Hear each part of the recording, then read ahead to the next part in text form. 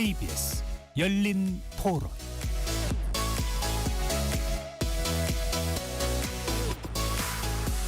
안녕하십니까. KBS 열린 토론 배종찬입니다. 매주 월요일에는 여야를 대변하는 네 분과 함께 정치권 현안들을 꼼꼼히 짚어보는 여의도 내변인들로 여러분들을 만납니다. 에이펙 정상회의가 21개국 정상의 경주선언을 채택하면서 성황리에 마무리됐습니다. 여당은 역대급 성과라면서 A학점이라는 후한 평가를 한 반면 국민의힘은 이 대통령이 내세운 브릿지 외교가 실패했다면서 비판하고 있는데요. 국회 차원의 후속 조치 추진에 있어 난항이 예상됩니다. 민주당이 이른바 현직 대통령 재판 중지 법안으로 불리는 국정안정법 추진을 철회했는데요. 이런 내용을 포함해서 전국 현안들 네 분의 여야 패널들과 함께 자세히 들여다보겠습니다. KBS 열린 토론 지금부터 시작합니다. 치열한 토론 속에서 더 나은 세상을 찾아갑니다. 올바른 세상을 만드는 첫걸음. 평일 저녁 7시 20분 KBS 열린 토론.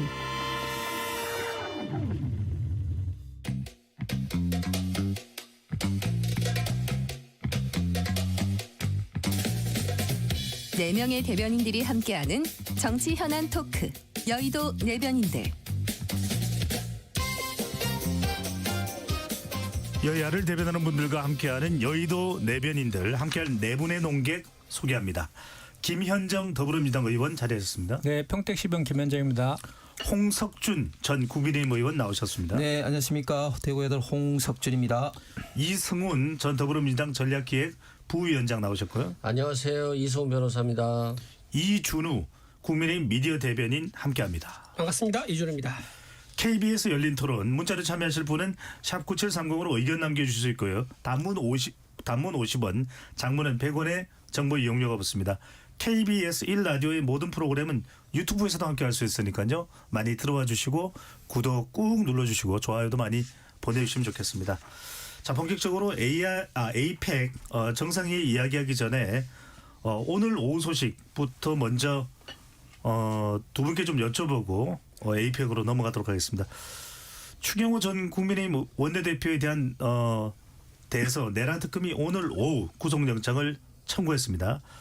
자, 내란 특검이 현직 국회의원에 대한 신병 확보에 나선 것인데 먼저 이 구속영장 청구 어떻게 평가하시는지 먼저 홍 전 의원님부터요. 예, 충격입니다. 어느 정도 예상은 했습니다만 내란 특검이 지금까지 사실은 별로 밝혀진 게 없음에도 불구하고 비상계엄 당시 표결 방해라는 정말 그 억지 논리로 지금 구속영장을 청구했는데 저는 당연히 구속영장이 청구가 된다면 기각이 되리라 확신합니다. 지금까지 드러난 어떤 언론 보도에 나오는 어떤 따르면은 전혀 표결 방해라는 그런 어떤 그 의도와 그리고 관련된 어떤 전혀 어떤 뭐 증거랄까 정언도 없음에도 불구하고 이렇게 한 것은 정말 그 야당 탄압이고 정치 보복이자 현직 의원에 대한 어떤 정말 그 헌법의 어떤 기본적인 어떤 원칙을 무시하면서까지 압박을 가하는 것이 아닌가 생각합니다. 예. 딱 두 가지 말씀드리면 일단 표결에 참여하지 않은 게 이게 내란 특검이 이렇게 표결 방해 행위로 곧 연결할 수 있습니까? 국회의원은 표결에 참여할 수도 있고 하지 않을 수도 있고 그 자체가 의사결정의 하나의 수단이고 예를 들어서 지금 의석수가 만약에 그 국민의힘이 참여하지 않아서 그게 그 비상계엄이 해제가 되지 않았다면 또 모르겠지만 국민의힘의 참여 여부와는 별도로 민주당이 당연히 과반수이기 때문에 비상계엄 해제를 할 수 있습니다. 예. 그런 어떤 표결 방해를 할 하등의 이유가 없음에도 불구하고 이것을 표결 방해 행위로 연결시켰다는 것 자체가 문제가 되고 특히 마지막으로 대통령과 통화된 이유로 국회의원들의 국민의힘 의원들의 그 장소를 의총 장소를 국회로 변경하고 그렇게 했단 말입니다. 그럼에도 불구하고 또 표결 방해로 뭐 이렇게 몰고 가는 것은 전혀 논리적으로나 그리고 정황상 맞지도 않다. 그럼에도 불구하고 억지로 짜맞추기식으로 정치 보복을 위해서 이 추경호 의원에 대해서 지금 구속영장을 청구한 것이기 때문에 저는 이 후폭풍이 대단히 있을 거다. 국민으로부터 대단히 비판을 받을 거라고 확신을 합니다. 네. 김현정 의원께서는 어떻게 보시는지요? 근데 뭐 권성동 의원도 모든 혐의 부인했지만 결국 구속 기소되었잖아요. 그래서 추경호 의원의 혐의는 그 불법 계엄에 대한 해제를 헌법기관인 그 의원들이 그 표결에 참여할 수 있는 권리를 방해했다라는 혐의거든요. 그리고 그게 계엄인지를 몰랐다, 사전에 인지하지 못했다라고 얘기하고 있지만 사실 그 당시만 해도 저도 뭐 담 넘어서 국회에 들어갔지만 국회 밖에서 경찰과 많은 시민들이 대치하고 있었잖아요. 충분히 그거는 뭐 인지할 수 있다라고 충분히 객관적으로 확인이 되는 것이고 또 추경호 그 의원만 지난 30일 날 이제 소환 조사한 게 아니라 예. 그 당시에 했던 국회의장부터 해서 많은 여야의 의원들도 특검에서 조사를 했거든요. 그런 걸 다 종합적으로 해서 오늘 이제 그 특검에서는 계엄 해제 표결이 무산된 경우에 대해서 다수의 증거와 진술을 확보했다라고 밝혔거든요. 그렇기 때문에 이제 이제 구속 심사에서 본인의 그런 그 무고함을 거기서 밝히면 될 것 같고 거기에서 뭐 법원에서 그 관련된 모든 것들을 종합적으로 판단할 것이다라고 생각하고요.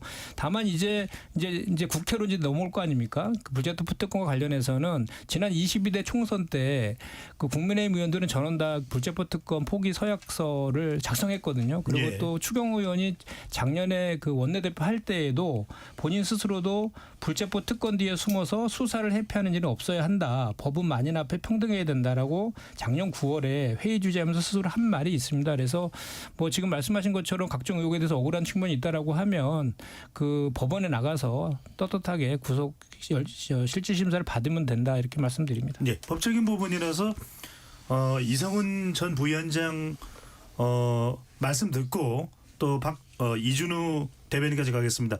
자, 그러면 영장 실질 심사는 언제 되는 겁니까? 아마 이제 24시간 이후 72시간 내에 국회에서 표결을 해야 되는 거거든요. 예, 체포동의안 관련. 네, 체포동의안이 통과되면 그걸 법원으로 보내서 법원에서 날짜를 잡을 거고요. 네. 그렇다고 보면 한 5, 6일 후 정도가 되지 않을까 예상은 해봅니다. 대략 다음 주가 될 가능성이 높다는 말씀이시군요. 그렇죠. 자, 그런데 어떻습니까? 권성동 의원하고 비교를 해보면 권성동 의원은 이 통일교 관련된 뇌물수뢰 막 이런 내용들이 네. 담겨져 있습니다.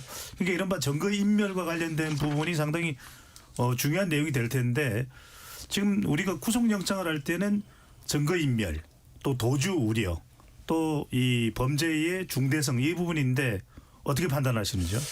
일단은 그 범죄 중대성이 중요하죠. 지금 내란 중요임무 종사로만 영장을 청구하고 있고요. 직권남용으로는 영장을 청구하지 않았습니다. 이건 뭐냐면 국회의원들이 표결에 참여하지 않게 한 것 이게 이제 직권남용한 것인지 그러면 피해자들이 국민의힘 국회의원들인 것인지에 대해서 논란의 여지가 있어서 결국에는 국회의원들이 해제 표결하려고 오는데 국회로 했다가 당사로 오라. 다시 국회로 오라 당사로 오라 이렇게를 바꾸면서 해제 표결을 금지한 것 이게 결국에는 중요 임무 종사자다라고 해서 영장을 청구했고요. 오늘 또 기사가 나왔던데 대통령이 관저에서 독대를 한 의혹이 있다라는 거예요. 사실상 다른 의원 2명이 있었습니다만 추경호 의원도 나중에 갔는데 독대를 별도로 또 할 수 있을 가능성이 충분히 있거든요. 그리고 또 통화 내역 같은 것들이 보면은 충분히 추경호 의원이 이 계엄 해제 표결을 방해하려고 했다. 그래서 결국에는 내란을 정당화하려고 했던 거 아니냐 이런 얘기가 있고요. 표결에 참여하지 않아도 된다 국회의원이 어차피 계엄 해제 표결이 됐는데 뭐가 문제냐 이런 것들은 내란에 동조하는 것이 뭐가 문제냐 이런 것이고 대한민국 형법이 내란죄가 제일 큰 죄거든요. 그런 측면에서 이렇게 국민의힘이 이런 얘기하는 것들은 법을 굉장히 대한민국의 법치를 무시하는 거다라고 말씀드립니다. 네, 이준우 대변인. 일단 이제 표결을 방해해서 내가 정당히 행사해야 될 표결을 못했다라고 본인이 피해를 입었다고 주장하는 사람이 아무도 없습니다. 국민의힘 의원 중에서 그 누구도 추경호 원내대표 때문에 내가 내 표결권을 정당하게 행사 못했다라고 하는 피해자가 없기 때문에 이게 과연 누가 그럼 피해자인가라고 하는 문제가 있을 수 있는 거고요. 그런 상황에서 추경호 원내대표를 내란 프레임에 올가매는 것은 정치적 의도가 있는 기소다라고 저는 봅니다. 그리고 또 하나 저기 국회의장하고 그때 통화 내용 정리된 게 뭐 있었습니다. 국회의장하고 이제 오라 그랬더니 국회의장한테 알겠다 가겠다. 근데 경찰이 막혀 있으니까 경찰이 앞을 막고 있으니까 풀어달라고 얘기했더니 국회의장이 알아서 풀어서 들어오세요라고 또 했었습니다. 그리고 원래 1시 반 얘기했었는데 오케이 서로 1시 반 우원식 국회의장도 동의를 했었어요. 근데 갑자기 우원식 국회의장이 다시 연락해가지고 30분 땡기했으니까 알아서 들어오라고 했습니다. 그러니까 이제 국회 추경호 원내대표는 굉장히 일방적인 통보를 받은 상황인 거죠. 그래놓고 표결에 참여 안 했다고 한쪽에만 책임을 지는 것은 잘못됐다라고 또 생각합니다. 그리고 증거인멸은 없죠. 이미 지난 12월에 경찰에 나가가지고 본인이 다 진술했었고요. 관련 자료도 냈었고요. 또 이번에 특검에 나가서 또 성실히 또 임했었습니다. 그리고 도주는 당연히 없는 거고요. 현역 지금 국회의원이 어떻게 도주를 하겠습니까? 그리고 또 하나 윤석열 전 대통령과 독대를 하지 않았다 그랬는데 독대 안 건 맞죠. 왜냐하면 그때 3명이서 같이 봤으니까 독대가 아니지 않습니까? 근데 거기에 대해서 무슨 거짓말이나 허위로 답변한 게 있습니까? 안철수 의원, 김태우 의원은 같이 봤기 때문에 그 독대가 아닌 건 진실에 대한 부합한 대답을 했다. 그건 문제될 게 없다 생각합니다. 네. 김혜정 의원 어떠신가요? 체포 영장 국회 이제 동의안이 오면은 민주당은 어떤 입장입니까? 당연히 찬성 쪽 입장이겠죠. 뭐 저희가 그 전에도 자율투표 방식으로 했고요. 당론으로 하지 않지만 이제 각각 개별 의원들이 판단해서 하는 거로 이렇게 할 것이고요. 지난번에 권성동 의원 같은 경우에는 본인이 이제 불체포 특권을 포기하겠다고 한 바가 있어서 실제로 국민의힘 의원들은 이제 불참을 하고 본인만 들어와서 본인에 대해서 이제 소명하고 이렇게 투표를 하고 이렇게 나갔었는데 이번에도 아마도 그런 방식으로 국민의힘에서는 그런 방식으로 하지 않을까 싶고 저희 더불어민주당은 자율투표로 해서 이렇게 투표를 할 생각입니다. 네. 홍철님 일단 국회에서는 표결상으로 보더라도 체포동의안이 온다면 구속영장실질심사로 추 의원이 갈 수밖에 없는 상황이네요. 그렇죠. 뭐 국민의힘은 이제 불체포 특권을 내려놓겠다 이미 선언을 했고 권성동 이미 그런 어떤 선례를 지금 밟고 있으니까 추경호 의원도 당연히 그런 어떤 선례를 받을 겁니다.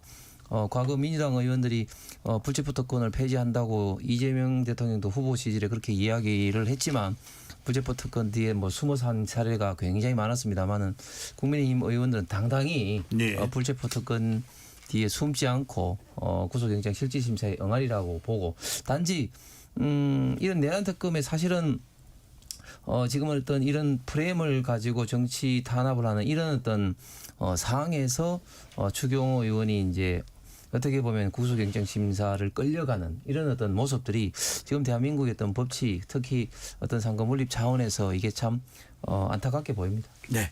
자, 그럼 A평으로 가봅니다. 많은 이야기들이 또 여러 방송에서 진행됐기 때문에 좀 구체적으로 필요한 내용들만 KBS 열린 토론에서는 짚어보겠습니다. 자, APEC 많은 화제가 있었습니다. 정상회담들이 이어졌고요. 또 금관, 또 황남빵, 또 다양한 내용들이 또 관심사로 떠올랐습니다. 종합적으로 네 분께 APEC 100점 만점에 몇 점으로 평가하고 그렇게 평가하는 이유를 들어보겠습니다. 먼저 이성훈 전 부위원장부터요. 100점 만점에 몇 점인가요? 100점 만점에 실은 100점인데 저는 학점으로 따지자면 A 학점을 드리고 싶어요. 오늘 다른 방송에서부터 계속 A 학점을 드리고 있습니다. 왜냐하면 A 플러스로 나아간 기대감이 있잖아요. 주식도 4천까지는 갈 것 같다 했는데 지금 4,160을 넘었잖아요. 5천으로 간다는 향후 기대감 때문에 저는 그렇게 보고 있고요. 저는 APEC 기간 내내 좀 흐뭇했어요. 야, 대통령 하나 바뀌었는데 저렇게 국가가 안정적으로 유지되는구나. 그리고 굉장히 유능하구나.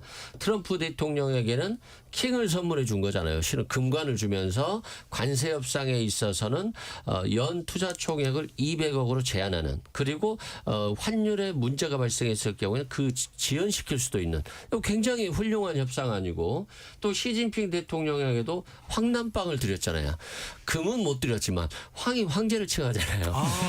그래서 황남빵이 또 맞췄다. 그렇게 연결되는군요. 네. 그리고 저는 샤오미를 보면서 좀 기분이 나쁠 수도 있는데 그 아마도 시진핑 주석도 고민을 많이 했나 봐요. 샤오미를 주면서 한국의 디스플레이가 깔린 거다. 그러니까 한중의 경제는 중요한 거다라고 하는 그런 얘기를 했는데 여기에 대해서 또 이재명 대통령이 쿨하게 물어봤잖아요. 통신보안 잘 됩니까? 하니까 시진핑 주석이 그렇게 근엄한 시진핑 주석이 한번 웃었잖아요. 시진핑 주석을 웃게 만들었다는 점에서 저는 이제 앞으로는 게임이라든가 문화라든가 사실상의 한한령을 내년에는 해결할 수 있겠구나라고 하는 어떤 선제적인 모습을 좀 보여준 것 같아서 저는 흐뭇했다라고 말씀드립니다. 그렇군요. 자, 이준호 대변인요. 몇 점, 100점 만점에 몇 점인가요? 자, 50점입니다. 네, 일단 이제 이번에 두 번째 에이펙 했지 않습니까? 이제 2005년에 한번 하고 2025년에 했는데 20년 만에 한 건데요. 그때도 이제 미국하고 중국이 이제 주요한 이제 에이펙 회원국 중에 하나였습니다. 예. 근데 전체 키워드가 뭐였냐면 그때는 이제 자유무역, 번영, 세계화 이런 게 주요 키워드였었는데 그때는 미국과 중국의 GDP 차이가요 6분의 1이었습니다. 중국이 그만큼 미국에 비해서 6분의 1 규모로 GDP가 작았죠. 근데 20년이 지난 지금은요 3분의 2 수준입니다. 엄청나게 성장한 거죠. G2네요. 그렇죠. 네. G2에 들어가죠. 엄청나게 성장한 거죠. 그러다 보니까 지금 이번 20년 지난 지금 2025년 에이펙의 키워드가 뭐였냐? 미중 패권, 관세 전쟁. 이 키워드에서 벗어나기가 굉장히 어려웠습니다. 그리고 실제로 에이펙 기간 내내 관세 협상이 어떻게 되느냐가 전 세계 초미의 관심사였거든요. 그래서 일단은 협상을 했다라는 의미에서 뭐 급한 불은 껐다. 불안정성은 해소됐다. 이제 이렇게 의미는 부여할 수 있을 것 같아요. 하지만 여전히 불확실성이 남아있기 때문에 관세의 종전이 아니라 관세의 휴전이다라고 이제 결론 내릴 수 있기 때문에 저는 이거는 후한 점수는 어렵다라고 생각하고요. 이재명 대통령도 본인도 성과를 내야 되는데 예. 성과가 이제 3,500억 불이죠. 그걸 한 푼도 못 깎은 게 저는 좀 굉장히 아쉽습니다. 불과 2달 전만 하더라도 그걸 깎을 것처럼 호언장담을 했었어요. 만약에 그 돈을 내가 그대로 줬다 그러면은 국민들에게 탄핵을 당했을 수도 있다라고 얘기했을 정도니까 그러면 예. 국민들 보기엔 그럼 2,500불인가 2,000불인가 이렇게 기대가 컸었는데 전혀 깎지를 못하고 그대로 다 줬다. 그리고 또 하나 서로 얘기가 다르다. 쌀, 소고기 우리는 지켰다고 하지만 미국은 완전 개방이라고 얘기했고요. 반도체 관세도 우리는 대만과 준하다 그랬는데 미국은 반도체는 관세에 포함되지 않았다라고 했기 때문에 이렇게 서로 협상하고 헤어졌지만 내용이 다르기 때문에 뭔가 베일에 가려져 있다. 그럼 혹시 이면 계약을 맺은 게 아닌가? 이면 협상한 게 아닌가라는 알겠습니다. 의혹이 남아있다는 점이 아쉽습니다. 예, 구체적인 내용은 잠시 뒤에 또 하도록 하겠습니다. 짧게라도. 자, 한 분은 100점, 한 분은 50점. 김희정 의원님 몇 점, 100점 만점에 몇 점입니까? 저도 당연히 100점 이상으로 주고 싶습니다. 예. 이제 일단 지난 윤석열 정권 3년 동안에 한미, 한중, 한일 간에 일어났던 수많은 외교 참사들과 비교해 보면 100점이 아니라 200점, 300점도 박하지 않다라고 저는 생각을 하고요.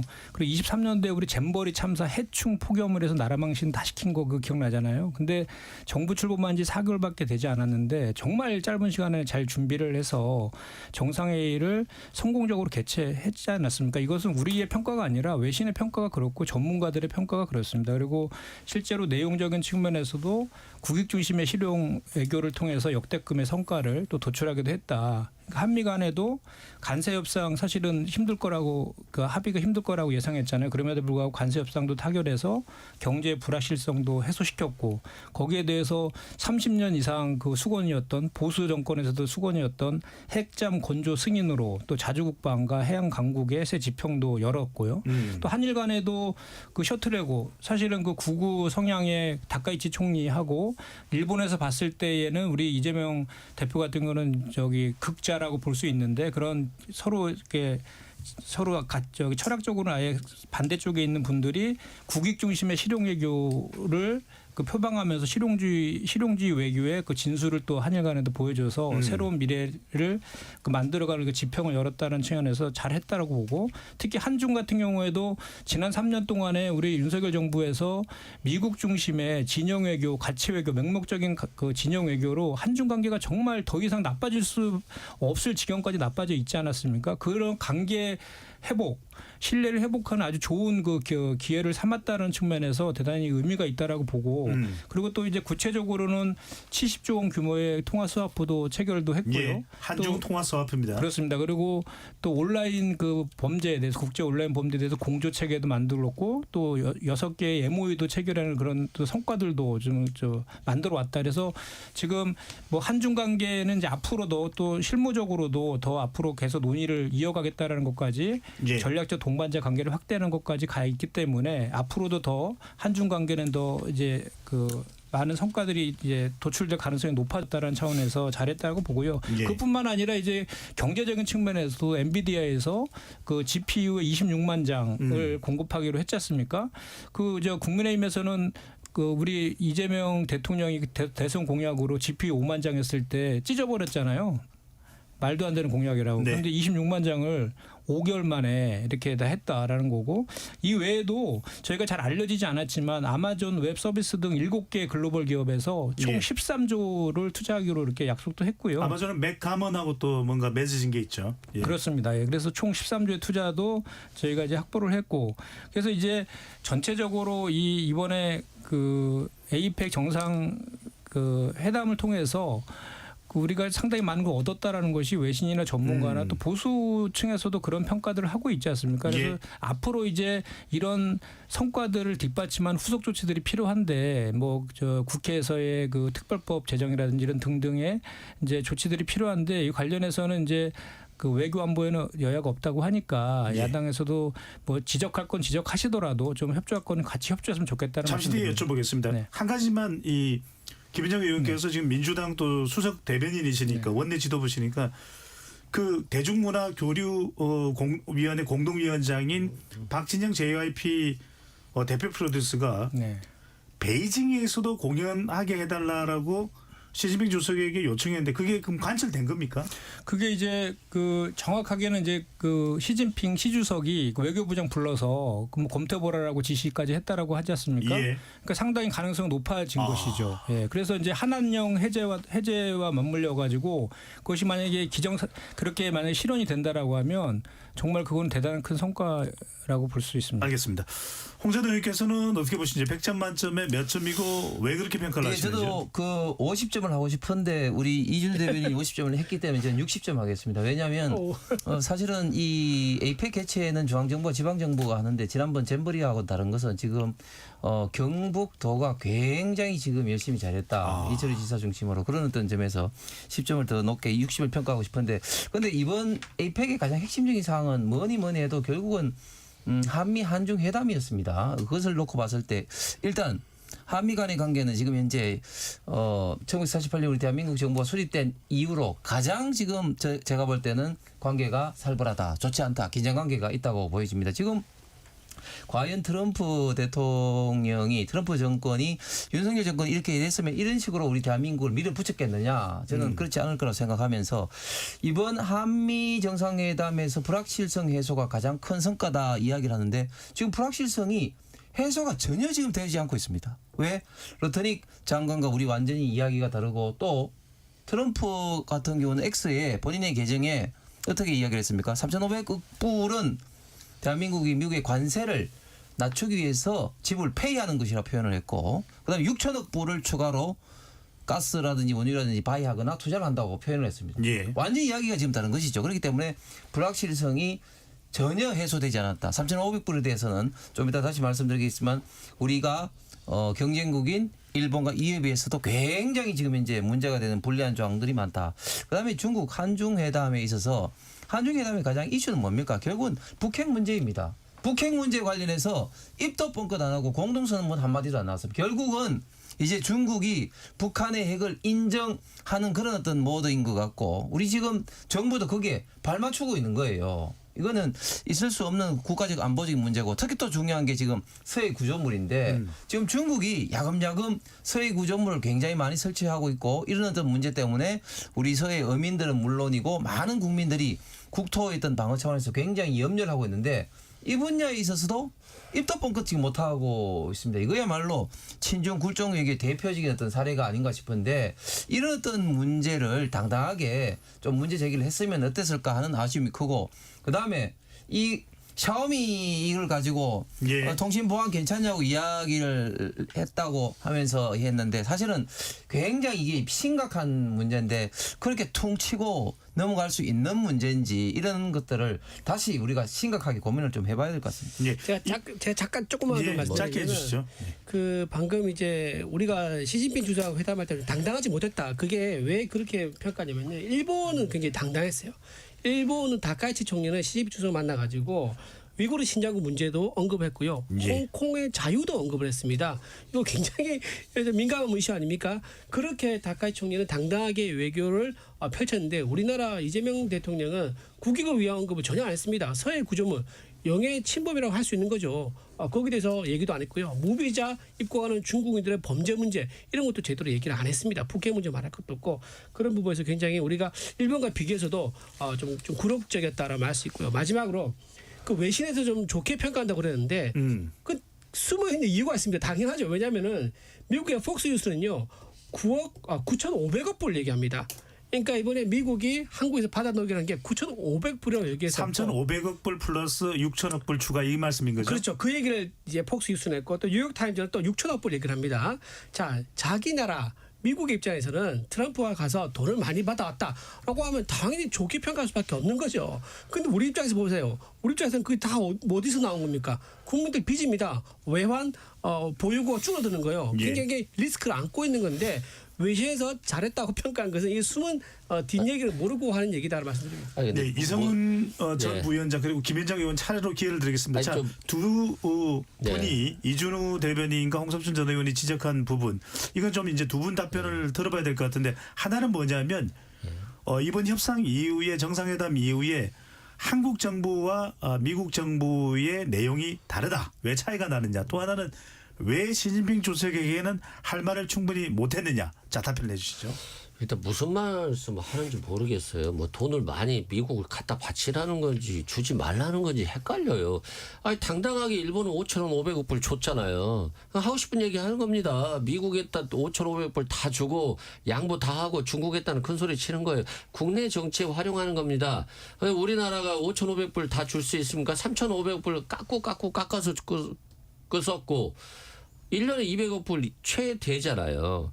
그리고 자꾸 6천억 불 얘기하는데 더 주고 싶습니까? 더 줘야 됩니까? 자꾸 아니 국내 정치용으로 계속 트럼프 대통령이 계속 써먹고 있는데 여기에 마치 호응해 주는 것 같은 느낌이 들고 아니 트럼프 대통령이 미국 가서 저희는요 한국에요 쌀 소고기 수입은 절대 안 하고요 농산물 개방도 하나도 못 시켰습니다. 이렇게 얘기하겠습니까? 자꾸 그런 얘기를 하니까 쌀 소고기 마치 개방할 것처럼 이렇게 압박을 하는 겁니다. 반도체도 마찬가지죠. 대만하고 협상해야 되는데 무조건 대만보다 좋은 조건으로 해주기로 했습니다.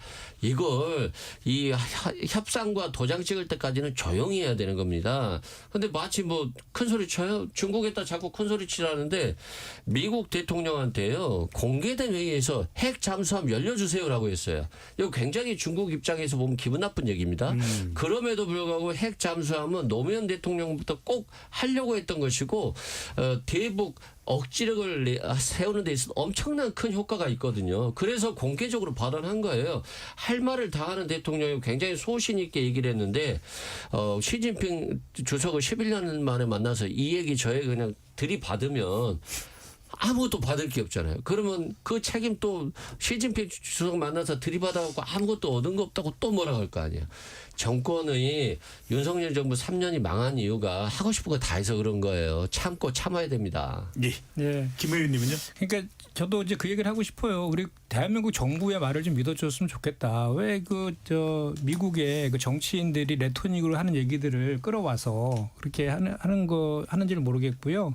우리가 이제 시주석과 관련해서 이제 한중 관계가 정말 최악이었잖아요. 그 한한령도 뭐 박근혜 정부 때 사드 배치 때문에 촉발된 거 아닙니까? 그리고 한한령과 서해 구조물에 관련된 것도 한중 정상회담 때 얘기를 했다라고 했고 그거에 대해서 그 문제 해결에 공감을 했다라고도 했고 그걸 해결하기 위해서 실무 협상을 이어가기로까지 되어 있으니까 그거는 이제 앞으로 이제 해결될 그 과정들을 지켜보면 될 것 같다는 얘기고요. 그리고 한반도 비핵화에 대한 중국의 역할도 얘기를 했죠. 그리고 예. 더 큰 것은 우리 이승훈 변호사도 얘기했지만 그 트럼프 대통령한테 핵 추진 잠수함 당당하게 요구해서 건조 승인을 받아냈잖아요. 그거는 중국에 봤을 땐 엄청난 위협 아닙니까? 그렇게 당당하게 한 것이고, 그다음에 이제 그 한중 관계 같은 경우는 지금 지난 3년 동안에 정말 그 안 좋았던 그 갈등을 회복하면서 새로운 이제 포괄적 전략적 동반자 관계로 나아가기 위한 그런 그 마중물을 만들었다라는 측면에서 보면 대단히 성과가 있다라고 보여지는 거고, 앞으로 이제 한중 관계를 어떻게 하느냐가 상당히 중요하죠. 그리고 이제 그 미국과 한미 협상과 같은 경우에도 지금 이제 정부에서 발표했잖아요. 그러니까 MOU 지금 체결 중이고, 조만간 이번 주 안에 그 대통령 비서실장 얘기했잖아요. 그 조인트 그 팩트 시트도 이제 만들어질 거다. 그럼 다 공개할 거다라고 했으니까 그 내용을 보면은 우리 정부가 발표한 내용과 바뀐 것이 없다라고도 하고 있으니까 미국에서 한 얘기들이 거기에 담기지 않을 거 아닙니까? 네. 합의 그 MOU라든지 팩트 시트 안에 들어와 있는 그 내용을 확인해 보면 뭐 쌀이나 소고기 관련된 것들이 없다라는 것도 확인이 될 것이고, 또 반도체 관련된 것들은 그 내용과 별개로 따로 이제 한다라고 하니까 그런 것도 다 확인해 보면 될 문제인데, 제가 이제 말씀드리고 싶은 것은 지금 그 객관적인 그 시선, 그 외신이라든지 전문가라든지 보수 쪽에서도 이게 호평하고 있는 그런 내용들을 애써 애면할 필요는 없고, 인정할 건 인정하고 또 미흡한 것에 대해서는 앞으로 채워나가는 그런 역할들을 해야 되지 않을까 싶습니다. 예, 알겠습니다. 제가 홍 전 의원님 반론까지 이 주제와 관련해서는 듣겠습니다. 아니, 저희는 2010년도 한미 FTA 때 그 있지도 않는 가짜뉴스 강호병이라든 이런 걸 가지고 비판하는 게 아니잖아요. 아니고 미국하고 있던 차이가 나는 부분에 대해서 이야기를 하는 건데, 왜 우리 정부를 못 믿냐고 이야기를 하지만 우리 정부가 못 믿게 거짓말을 했습니다. 지난 7월 말 8월 초에도 똑같은 이야기를 했는데 어땠습니까? 그때 당시에는 정부가 3,500불 투자 중에 그 현금 투자는 5% 미만이다. 그다음에 미국에서 투자한 수익의 90%는 미국이 갖고 간다고 하니까 그때 당시에 구인추 장관이 뭐라고 했습니까? 아, 그럴 리가 있냐. 재투자했는데 그런 것들이 다 거짓말임이 드러났고 미국 말이 맞음이 다 드러났잖아요. 자꾸 지금 우리 정권이 거짓말하기 때문에 지금 넉대 소년이 된 겁니다. 그리고 이 협상은 누가 뭐래도 트럼프가 지금 칼자를 잡고 있는 이런 상황에서 트럼프 말에 대해서 이야기를 하는 것이 그게 거짓말이다? 그렇게 이야기를 할 수 없죠. 그리고 우리 정권이, 이재명 정권이 얼마나 무능하냐면 지금은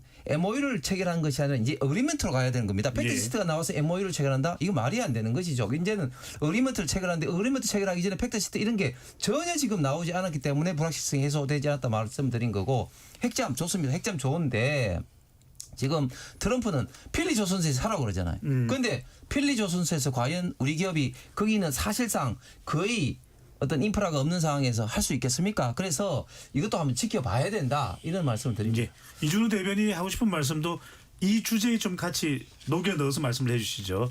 자, 그래서 여하튼 정부는 이 미국과 관세 협상 결과에 따른 대미 투자 특별법을 이제 국회에 제출을 할 예정이라고 합니다. 근데 여기에 대해서 이제 집권 여당은, 민주당은 적극적으로 추진해서 정부를 지원하겠다라고 이야기를 하고 있는 상황이고, 반면에 지금 국민의힘은 세부 협상이 먼저 나와야 된다. 국민의힘 장동혁 대표는 이재명 정권과 민주당이 한미 관세 협상에 대해 국회 비준이 아니라 특별법을 제정하겠다는 의도는 분명하다. 밝힐 수 없는 이면 합의 내용을 슬그머니 집어넣어 기호 발기를 하겠다는 의도다. 전혀 지금 두 분씩 이렇게 이야기하시는 것처럼 시각차가 완연합니다. 이준우 대변인 어떻게 보시는지? 네, 이게 왜 문제냐면요. EU하고 일본이 미국과 관세 협상했을 때는요, 다른 목소리가 이렇게 안 나왔습니다. 유독 우리나라와 미국과 관세했을 때만 서로 각 국가가 다른 얘기를 하고 있어요. 왜 우리나라도 이런 생긴 거죠? 분명히 한쪽은 거짓말하고 있는 거겠죠.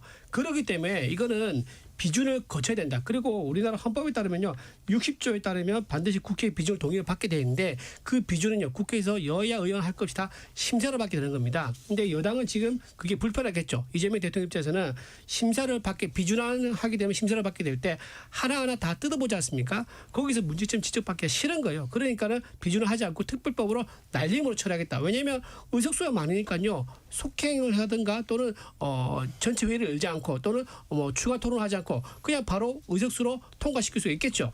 그런 것을 노리고 있는 듯하다. 뭔가 더 숨기는 것 같다라고 말씀드리고요. 또 하나 아까 말씀하신 것 중에 핵 추진 잠수함은 노무현 정부 때 추진한 거라고 말씀드렸는데 그건 팩트가 아닙니다. YS 때부터 최초로 시작된 겁니다. 그러다가 DJ 때 햇볕 정책 때문에 약간 그걸 다시 접었다가 또 노무현 정부 때 추진되고 이렇게 했던 예. 겁니다. YS가 최초였었고요. 그리고 아까 해외에서 그 이제 이 협상 잘 된 거다 말하는 거는요. 미국이 그렇게 보고 있다는 겁니다. 우리가 6천억 불 더 줘야 된다 이런 얘기인 건 전혀 아닌 겁니다. 근데 약간 왜곡해서 말씀드려가지고 청취자가 오해할 수 있을 것 같아 얘기 드리는 겁니다. 미국에서 보는 외신과 백악관에서는 6천억 불이다 또는 9,500불이라는 얘기가 나오기 때문에 우리나라 입장에서는 과연 진실이 뭐냐 왜 이렇게 크게 차이가 나느냐 그걸 우리가 따져서 묻는 겁니다. 네, 이상. 알겠습니다. 잠수함과 관련해서는 이번 목요일 KBS 열린 토론에서 잠수함 특집으로 국내 최고 잠수함 전문가가 출연해서 자세하게 또 다뤄보도록 하겠습니다. 이성훈 전 부위원장은 이 대미투자 특별법 관련된 내용 비준을 하기 위해서는 국회에서 동의가 몇 명이 필요합니까? 과반수 출석에 과반수 찬성으로 알고 있고요. 예. 자꾸 뭐 특별법을 만드니까 비준은 안 한다 이런 차원으로 얘기하시는 것 비준을 같은데. 한다고 하더라도 지금 그렇죠. 민주당의 의원 숫자로 볼 때는 통과는 되는 거네요. 그렇죠. 국민의 어떤 부담을 지우는 것이기 때문에 비준 절차를 거칠 것으로 저는 보고 있고요. 또한 특별법을 지정하는 이유는 그겁니다. 뭐 비준 안 하려고 특별법으로 가는 것이 아니라 외화를 연 200억 불 미만으로 하기로 했잖아요. 근데 그 외화를 그럼 어떻게 만드느냐? 국가운용기금에서 만드는 거거든요. 그러면 이 기금을 그쪽에 사용하려고 한다면 대미투자특별법을 통해서 법 적용을 맞춰야 되는 거예요. 그래서 이 법을 만드는 것이지 비준을 피하려고 하는 것은 아니다 말씀드리고 6천억 불 자꾸 얘기하는데 이거 선택의 여지가 없는 거. 6천억 불은 한국이 줄 수 없는 거. 그거 주면 IMF 오고요. 대통령 탄핵당해요. 이게 불가능한 얘기를 자꾸 현혹돼 가지고 얘기할 필요는 없다. 우리가 받아들일 가능성은 제로다라고 말씀드립니다. 예. 홍 전 의원께서는 대미투자특별법 논란 어떻게 보시는지? 예, 지금 이승훈 변호사 말씀이 일리는 있습니다. 그런데 이제 문제는 이거죠. 지금 비준을 하지 않고 지금 특별법으로 나간다는 자체가 사실은 좀 그 말 자체가 안 되는 게 결국은 이 외국과의 어떤 부담이 되는 이런 어떤 조약 그리고 그 어떤 뭐 협상에 대해서는 그 국회의 어떤 동의 비준을 받아야 된다 이런 어떤 헌법 조항에 의해서 이제 비준은 당연히 이제 해야 되는 것인데 사실은 이 특별법 같은 경우는 방금 말씀하셨던 외화던 어떤 그 운용이라든지 이런 어떤 것 때문에 필요하다. 그러면 제가 볼 때는 이거는 특별법이 아니라 기존의 외화 운용이라든지 관련된 어떤 기존의 법령을 개정하는 사항입니다. 그렇게 풀어가야 되는 건데 그걸 하기 위해서 대미투자특별법으로 한다? 제가 볼 때는 도저히 좀 이해가 되지 좀 않는다는 좀 말씀드리고 그다음에 지금 현재 우리 정부가 이야기하고 있는 것만 이야기하더라도요. 굉장히 심각한 문제가 3,500불이고 1년에 200억 불까지 10년에 걸쳐서 2,000억 불을 현금 투자한다는 것인데 우리 지금 대한민국의 외환 보유고가 9월 말 기준으로 4,200억 불 좀 있습니다. 그런데 2022년도 IMF가 권고한 외환보유고에 비해서는 한 100억 불 정도 부족하죠. 예. 그런데 이 외환보유고가 결국은 이제 원자재라든지 석유라든지 이런 데 구입하는 데 들어가는데 만약에 국가에서 계속적으로 200억 불을 미국에 이렇게 되게 된다면 굉장히 외환적 사정이 위태롭게 되는 겁니다. 이에 반해서 지금 EU라든지 특히 일본 같은 경우는 이 우리보다 훨씬 더 경제 규모도 압도적으로 크지만 기축통화국이기 때문에 이 외환에 따른 어떤 위험 외환 시장의 위험성은 전혀 없거든요. 그렇기 때문에 우리가 EU나 일본에 비해서는 굉장히 지금 불리한 어떤 협상 결과라고 보는 겁니다. 네. 그러니까 김 의원님 일단 네. 민주당의 입장이 이 한미 관세 협상에 대해서는 국회 비준을 받겠다라는 의중도 있는 겁니까? 그러니까 이제 그 지금 팩트시트를 작성 중에 있고 그 팩트시트가 완성이 되면 예. 정부에서 국회에서 어떤 것이 필요한 것인가를 요청하면 하겠다는 거예요. 그래서 그 안에는 특별법 또 들어가 있고 다만 이제 그 비준과 관련해서는 아직 열려 있는 것이죠. 근데 이제 비준은 그 조약에 대해서만 비준하는 거예요. 근데 이건 MOU잖아요. 그렇기 때문에 조약은 아니고 우리가 그 모든 국가들하고 MOU를 얼마나 많이 체결합니까? 그때마다 그럼 국회의 비준을 다 받아야 됩니까? 그런 식의 관점이 있다는 거예요. 그럼에도 불구하고 뭐 비준이 필요하다고 하면 비준도 하면 되는 것이죠. 그것도 다 국회 과반수 동의입니다. 그래서 특별법이나 비준이나 한달에서 뭘 숨길 이유는 하나도 없고 여야 간에 가장 합의를 해서 국익을 위해서 도움이 되는 방법으로 선택하면 된다는 얘기고요. 그다음에 이제 특별법을 만드는 이유는 저희가 그 연 200억 불을 조달하는 게 4,200억 불이라는 외환 보유고 있잖아요. 그걸 운용 수익으로 조달하는 거 아니에요. 그럼 그거에 대한 근거가 필요한 거예요. 그 기금 사용에 대한 그거에 대한 특별법을 만드는 것이고 이 특별법을 빨리 만들어야 되는 이유가 뭐냐면요. 한미 양국이 특별법을 국회에 제출하는 시점으로 그 상호 관세율을 25%에서 15%로 인하하기로 한 거예요. 그렇기 때문에 11월 중에 특별법을 처리해야지 11월 1일부터 소급해서 관세가 15%로 적용이 됩니다. 자동차 관세도 그런 거죠. 그렇습니다. 네. 그러면 그게 12월로 여야 간 합의가 지체돼서 늦어지면 그만큼 한 달치의 관세는 25% 내야 되는 문제가 있으니까 그거는 국익과 관련된 거잖아요. 그런 것들은 충분히 그 수기하고 그 검토를 하시되 빠르게 여야가 합의할 부분이라는 말씀을 좀 드리는 것이고요. 그리고 네. 이 관련해서 6천억 불, 9,500불 이런 얘기들은 사실 여기서 우리가 논쟁할 필요가 없는 거예요. 그 합의 그 팩트시트 나와 보면 나오는 얘기 아닙니까? 그리고 이제 그 얘기들은 제가 보도 자료를 이렇게 쭉 보니까 그 한미 간의 그 정상회담에서 합의한 그런 내용은 아니고 한국의 기업들이 개별적으로 투자하는 것까지 포함해서 이렇게 좀 그쪽은 성과를 좀 키우고 싶은 그런 측면이 있잖아요, 미국은. 그래서 그런 네. 차원에서 한 거로 저는 이제 해석이 되고 당연히 그것도 MOU나 팩트시트 나오면 다 확인될 것이니까 이번 주 중에 나온다고 하지 않습니까? 그래서 그 나오는 거 보시고 그다음에 그 이후에 여야가 좀 협조할 부분들에 대해서는 적극적으로 빨리 좀 협조했으면 좋겠다. 알겠습니다. 내용 나오면 확인하면 어떠냐라는 것이 이제 김현정 의원의 말씀인데 두 분 중에서 제가 말씀드릴게요. 반론 있으면 그것까지 듣겠습니다. 아니 홍 그 선생님. 김현정 의원이 방금 말했잖아요. 지금 미국에서는 지금 투자하는 것까지 다 포함해서 그렇게 9,500불 이야기하고 있다 하는데 아니 우리가 3,500억 불 처음에 이야기할 때 기업에 투자하는 부분으로 국민들이 이해하지 않았습니까?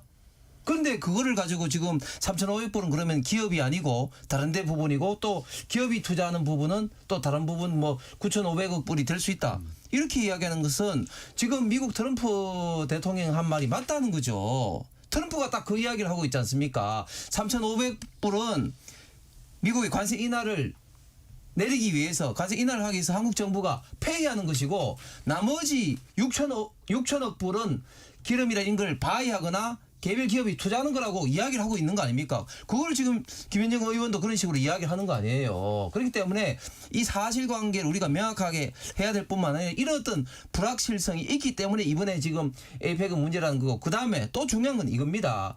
4,200불을 기금을 하기 때문에 우리 외환보고에 문제없다? 이거는 정말 무식하네요. 왜냐하면 그렇게 기금을 운영하다 보면 이 원금이 묶이잖아요. 그렇게 되면 굉장히 외환시장의 위협이 됩니다. 원금이 묶일 때까지는. 왜? 아까 말씀드린 것처럼 이 외환을 우리가 원유라든지 원자재라든지 써야 될 때 그게 묶여버리잖아요. 예를 들면 전기 적금처럼. 그러니까 이런 거는 안전하고 거기 수익이 나는 것만 미국에 200억 불을 주니까 외환 보유고는 안전하다. 외환 시장은 안전하다. 이런 식으로 생각하는 건 전혀 현실을 모르는 이야기입니다. 제가 한 말을 꼭 해야 될 것 같아요. 네, 짧게 한 말씀. 좀 안 되길 바라시는 것 같아요. 난 진짜 이해를 진짜 못하겠는 게 아니 합의서 내용 좀 있으면 나오니까 그거 보고 이제 판단하자고 하는데 왜 자꾸 이렇게 없는 얘기를 이렇게 만들어서 하시는지 모르겠고 그 외환 보유고 그 외환 시장의 그 불안정성 때문에 우리가 금융과 외환 시장에 감당할 수 있는 수준인 연 200억 불에서 합의한 거고 그것도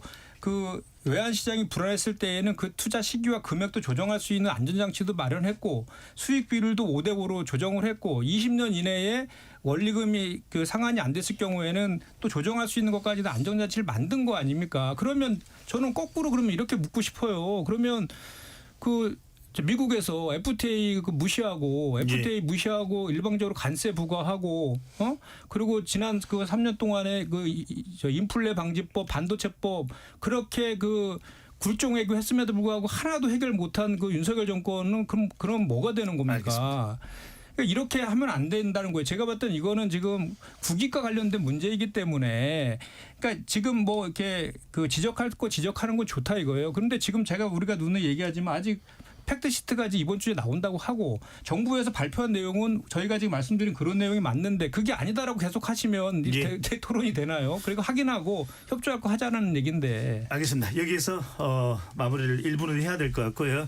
잠시 참여 안내 로고 듣고 KBS 열린 토론 2부로 돌아오겠습니다.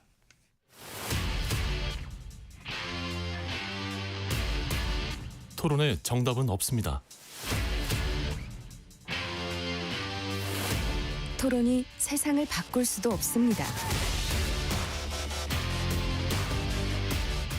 하지만 질문은 새로운 세상을 만들 수 있습니다.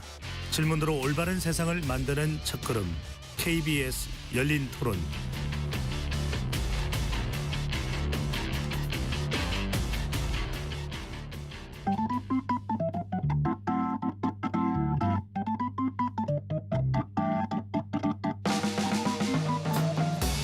세상을 바꾸는 질문, 열린 토론이 시작합니다. KBS 열린 토론은 언제나 열려 있습니다. 단문 50원, 장문 100원의 유료 문자 샵 9730 그리고 KBS 어플리케이션 콩으로 여러분의 의견을 남겨주세요.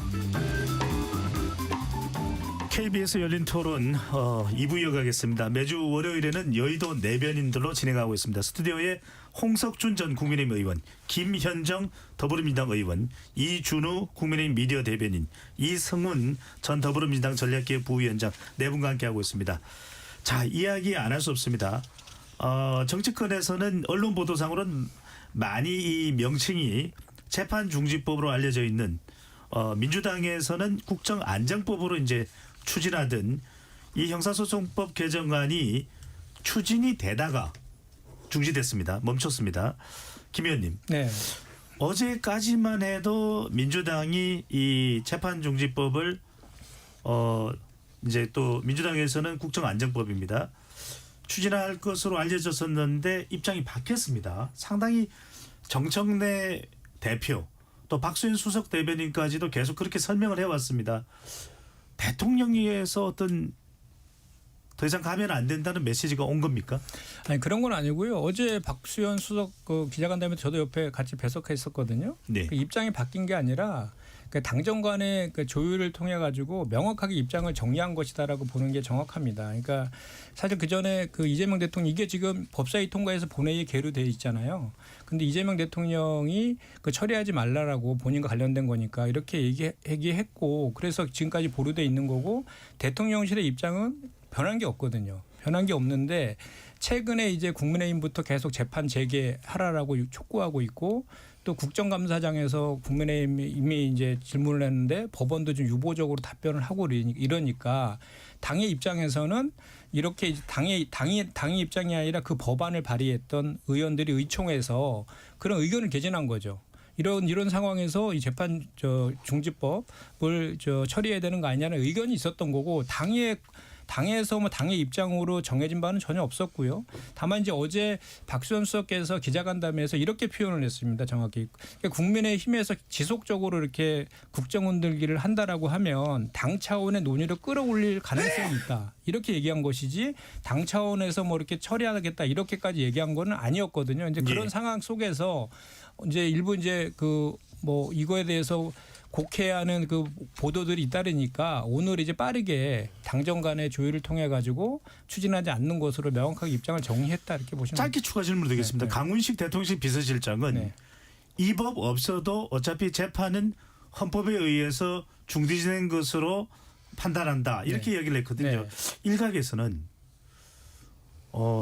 계속해서 센 공격을 하고 있는 정청래 대표가 대통령실로부터 일격을 당한 것이다. 이런 정치적 해석이 나오는데 맞습니까 아닙니까? 근데 재판중지법과 관련해 가지고 그 박수현 수석 외에 정청래 대표가 공식적으로 발언한 적은 없습니다.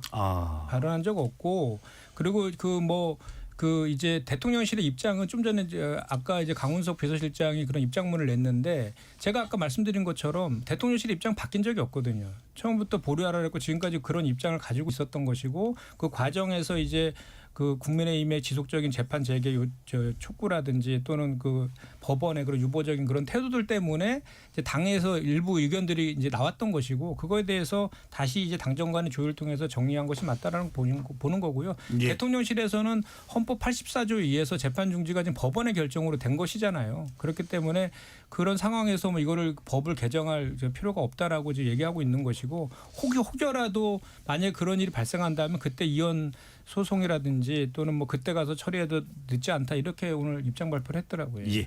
홍재도 의원께서는 이 민주당의 법안 철회 어떻게 보시는지? 예, 민주당이나 좌파 진영이 잘하는 게 여론 간보기를 잘합니다.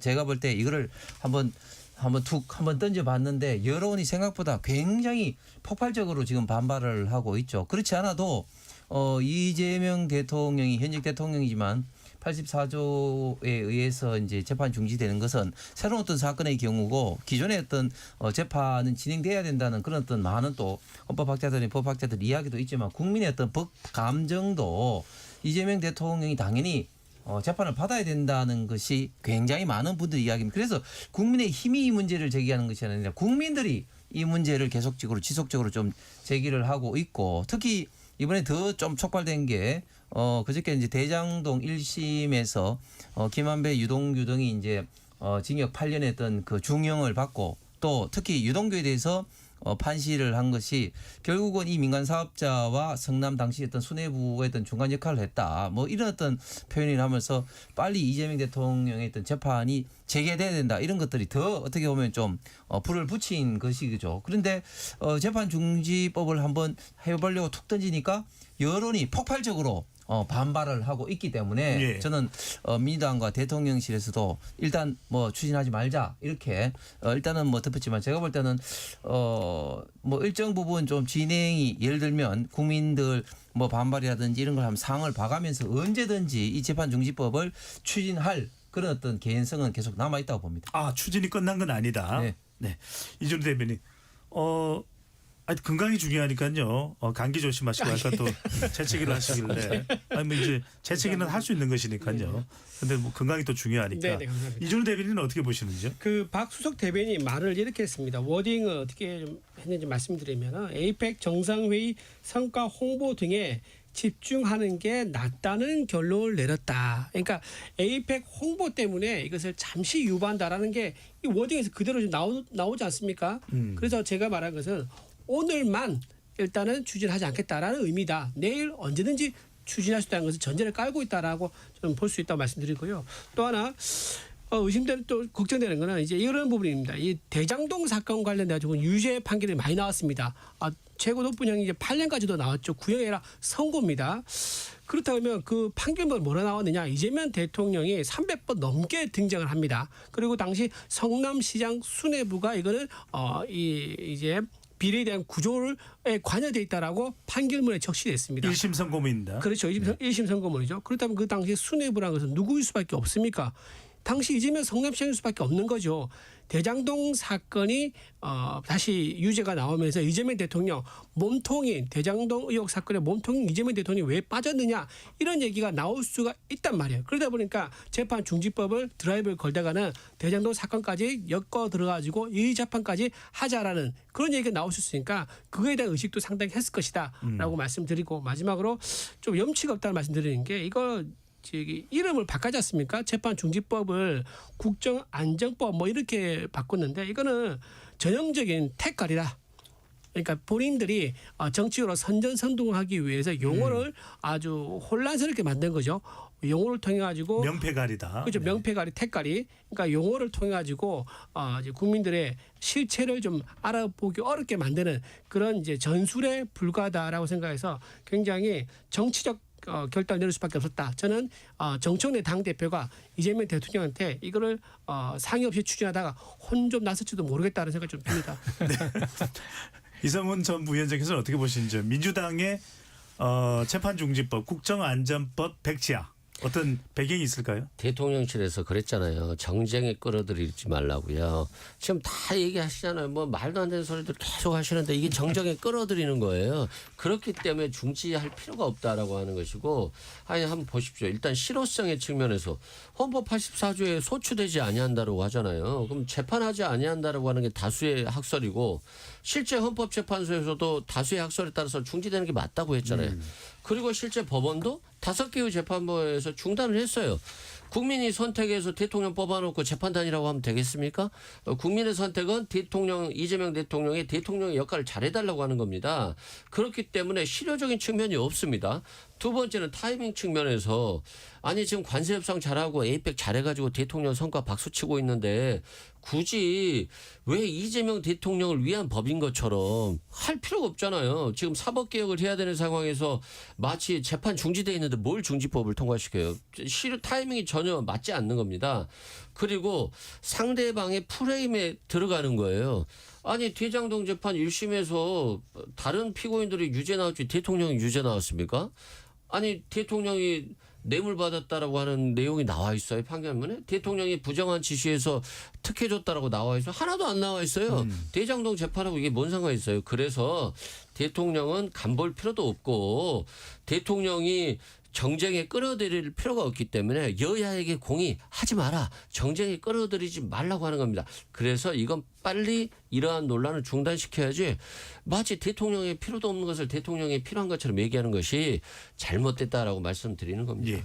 홍 전 의원 혹시 반론 있으십니까? 아니 이승훈 변호사가 변호사이면서도 이런 식으로 국민들을 호도하면 이번 대장동 재판이 이재명 대통령 관련된 재판입니까? 이번 그 검찰이 기소한 내용에는 이번에는 이재명 대통령이 없는 어떤 사건에 대해서 1심 선고를 한 거니까 당연히 이재명 대통령 언급은 한 390번 있지만 이재명 대통령이 뇌물 받았다든지 직권 남용했다든지 배임을 했다든지 이런 거는 언급을 하지 않는 게 당연한 거죠. 이번에 언급하지 않았다 해가지고 이재명 대통령이 뭐 무죄입니까? 그게 말이 안 되고 지금 이재명 대통령은 별도로 지금 대장동 재판을 지금 1심에서 받고 있는데 그 재판이 중지됐기 때문에 계속 하자는 건데 그런 식으로 말씀하시면 안 되죠. 네. 이성훈 전 부위원장께도. 그런 의미가 아닌데. 헌법 84조에 나왔으니까 중단되는 것이고 아니 대장동 재판에 만약에 국민의힘이 그렇게 주장하려면 대장동 재판 1심 재판에서 이재명 대통령이 관여된 게 판결 이후에 써져 있다면 또 모르겠어요. 그리고 관련 공범들이 중형받았지 대통령에게는 전혀 판결과 관련해서 대통령의 유무죄를 확정할 아무런 근거가 없어요. 그런데 이걸 가지고 마치 공범들이 중형받았으니까 대통령도 유죄다 재판해야 된다. 이거 자체가 어불성설이다라고 말씀드리는 겁니다. 알겠습니다. 판결문에 나오는 네, 부분은 뭐냐면요. 성남시의 그 수뇌부가 이 전체 구조를 설계했다라고 나와 있습니다. 꼭 당연히 수뇌부라는 한 것은 당시 이재명 성남시장 수밖에 없는 거고요. 또 하나 당시 성남시청 공무원이 진술이 있습니다. 공무원이 뭐라고 했냐면 정진상이 아는 모든 것은 이재명 당시 성남시장도 다 알았다라고 얘기를 해요. 그 정도로 검찰의 증거 자료가 나왔기 때문에 이거는 이재명 대통령이 빠져나갈 수가 없는 대장동 의혹 사건의 몸통이라는 것이 이번 판결문에 적시된 거라고 봐야 됩니다. 그러니까 이렇게 주장하는 게 잘못됐다는 거예요. 그 판결문 지금 이재명 대통령하고 정진상 실장의 재판은 따로 지금 진행 중에 있잖아요. 지금 이재명 대통령 중단돼 있는 거고 정진상 실장이 중앙지법 형사 33부에서 진행되고 있지 않습니까? 예. 거기에서의 유무죄가 거기서 가려진다는 얘기를 하는 거고 조금 전에 자꾸 이제 그 수뇌부 뭐 이런 일부의 표현들을 가지고 이재명 대통령이 연관된 것처럼 그 단정적으로 얘기하는 건 정말 대단히 부적절한 거고 오히려 가장 정확한 판결문의 내용을 보면 성남시장이라고 적시되는 게 있어요. 성남시장은 유동규와 김만배 등 일당들하고의 그런 결탁 관계를 모르는 상황에서 자유롭게 결정을 한 것으로 보인다. 이렇게 되어 있어요. 거기에 정확하게 성남시장이라는 표현이 한번 나오거든요. 거기에는 성남시장은 그런 결탁 관계가 있는지를 모르고 결정했다라고 되어 있어요. 거기에 사실은 거기에 나와 있는 그 성남시장이라는 표현 유일한 겁니다. 거기가 거기에 저희는 우리 핵심이 있다고 보거든요. 네. 자, 이야기는 여기까지 하도록 하고요. 자, 예산국회 가기 전에 두 분 전 현직 국회의원께 지금 국정감사가 아직 끝나지는 않았죠. 네. 지금 국정감사에 대한 이야기가 하도 많이 나와서 먼저 김현정 의원께 이번 국정감사 이거는 뭐 특정 정당에게만 해당된 건 아닐 텐데 아까 뭐 대통령의 에이펙에 대한 성과평가도 있었는데 국정감사 100점 만점에 몇 점 주시겠습니까? 아니 그러니까 저는 사실은 이제 일부 이제 이번에 뭐 저기 일부 상임위에서 여야 간에 이제 그 세게 이제 부딪히고 막 이런 모습들이 주로 이제 언론에 많이 회자되다 보니까 이번 국감에 대해서 되게 뭐 그 비판적인 시각들이 많이 있는데 예. 제가 속해 있는 정무이라든지 경제 상임이라든지 많은 상임위들은 사실은 대단히 많은 정책 국감을 많이 했어요. 그리고 성과도 실제로도 많이도 냈고 그런 차원에서 보면 좀 억울한 측면도 있고 또 저희 여당 입장에서 보면 어쨌든 이번에 헌정사상 처음으로 본회의 중임에도 불구하고 일요일날 본회의 국감 중임에도 불구하고 일요일날 본회의 열어서 70여 개의 민생 법안도 여야 합의로 또 처리한 네. 것도 처음이거든요. 이런 또 성과들도 꽤 있는데 이런 성과들이 전부 다 알겠습니다. 일부 그쪽에 그런 정쟁 때문에 묻힌 건 좀 약간 좀 예. 억울한 측면이 내용을 있습니다. 충분히 이야기할 시간 없을 거고 네. 요건 다음 주에 더 우리가 한번 더 하기로 하고요. 100점 만점에 몇 점 주시겠습니까? 75점 정도. 알겠습니다. 홍석준 전 의원께도 100점 만점에 몇 점을 주실 수 있을까요? 저는 39점을 주겠습니다. 40점도 아니고 39점은 특별한 의미가 있는 것으로도 보이는데. 40점이면 이제 과락이니까 이제 과락이다. 그런데 사실은 그 김 의원 말씀처럼 사실은 나름대로 성과 있는 상임위가 있습니다. 뭐 항상 이제 국감에서 언론에 조명받는 게 일하는 것보다는 좀 더 이제 좀 이슈가 되는 그런 것들이 언론에 많이 하다 보니까 국민들의 이제 인식이 그래서 그렇지 국감 기간 중에 좀 의미 있는 활동도 분명히 있습니다. 그런데 이번에 그 조명받은 것들은 역대 어떤 국감보다도 굉장히 어떻게 보면 좀 수준이 낮은 것들, 그 다음에 우리 대한민국의 어떤 상권 분립이라든지 기본의 어떤 질서에 굉장히 위협되는 것들, 예를 들면 이번에 이제 법사위에서 대법원 뭐 법대위에 올라가는 어떤 그런 어떤 상징적인 장면이라든지 또 김현지 지금 이제 부속실장을 둘러싸고 하는 그런 어떤 논란이라든지 또 마지막 이제 클라이맥스인 게 아무래도 최민희 위원장의 그런 어떤 딸 결혼식과 관련된 논란이라든지 이런 참 그동안에는 참 없었던 좀 창피한 이슈가 국민들에게 국감 기간 중에 부각됐다는 거, 그런 점들이 이번에 굉장히 좀 점수를 박하게 받을 수밖에 없는 장면인 것 같습니다. 알겠습니다. 오늘 또 점수를 좀 확인하는 질문이 앞에 있어서 토론 앞부분에 있어서 또 한번 여쭤봤습니다. 자, 이번에는 예상국회로 가봅니다. 먼저 이준우 대변인님께 여쭤보겠습니다. 내일 이재명 대통령이 728조 원의 내년도 정부 예산안에 대해서 시정연설에 나설 예정입니다. 자, 이 예산 협상 올해보다는 이제 8%가 증가하는 내년도 728조 원의 예산인데 그 전에 이거부터 여쭤보겠습니다. 지난번에 대통령이 국회 와서 연설할 때는 국민의힘 의원들과도 악수를 나누었죠. 네. 내일은 어떻게 될까요? 내일도 악수를 할 것 같습니다. 왜냐하면 네. 본인이 지금 에이펙에 대해서 내일 시정 연설을 할 때 에이펙에 대한 성과를 좀 언급을 할 거예요. 그러려면 야당에 와서도 좀 악수라고 화해의 제스처를 보내는 우호적인 분위기를 만드는 그런 장면을 연출할 필요가 있겠죠. 그래서 아마 악수를 할 거라고 좀 보여집니다. 알겠습니다. 네네. 자, 국민의힘이 내년도 예산을 놓고서 이재명 표 예산을 삭감하겠다. 상당히 좀 728조 원의 예산을 두고 팽팽할 것으로 보입니다. 그런데 대통령도 또 집권 여당은 AI부터 시작해서 내년 예산이 사실상 오롯이 이재명 정부의 예산이라고 해서 상당히 이 통과에 대한 의혹을 피력하고 있는데 어떻게 보시는지?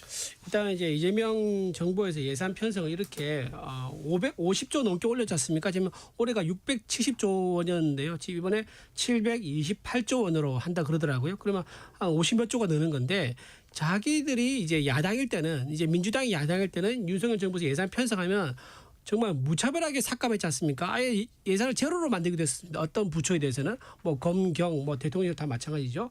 그랬던 정부에서는 자기가 정권 잡고 보니까 그런 삭감했던 거 예산 올리면서 미안하다. 우리가 정권 잡고 보니까 필요해서 어쩔 수 없이 예산 늘렸다라고 딱 한마디 하고 다 넘어갔어요.